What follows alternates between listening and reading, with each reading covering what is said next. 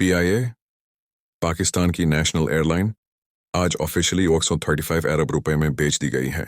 अब सवाल सिर्फ ये नहीं कि पीआईए किसने खरीदी, बल्कि ये भी है कि हुकूमत ने आखिर अपनी एयरलाइन को बेचने का फैसला क्यों किया। नजरीन, इस सवाल का जवाब समझने के लिए हमें थोड़ा पीछे जाना होगा।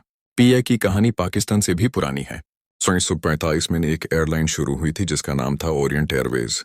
पाकिस्तान के बनने के बाद 1952 में इसी एयरलाइन को नेशनल स्टेटस दिया गया और नाम रखा गया पाकिस्तान इंटरनेशनल एयरलाइंस। एक वक्त था जब पीआईए सिर्फ पाकिस्तान की शान नहीं बल्कि साउथ एशिया की बेस्ट एयरलाइंस में शुमार होती थी।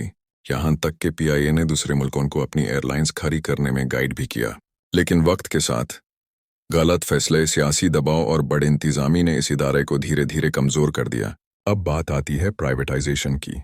हुकूमत के लिए पीआईए को संभलना हर साल मुश्किल होता जा रहा था। एयरलाइन लगातार नुकसान में चल रही थी, कर्ज बढ़ता जा रहा था और नेशनल खजाना इस बोझ को और बर्दाश्त नहीं कर पा रहा था। ऊपर से आईएमएफ का प्रेशर भी था। आईएमएफ का कहना था कि अगर पाकिस्तान को कर्जा चाहिए तो नुकसान में चलने वाले सरकारी इदारों को या तो ठीक करो या फिर प्राइवेट सेक्टर के हवाले करो। आज जो बिडिंग हुई उसका रूल बिल्कुल सिंपल था, जो सबसे ज्यादा ऑफर करेगा डील उसी के नाम होगी।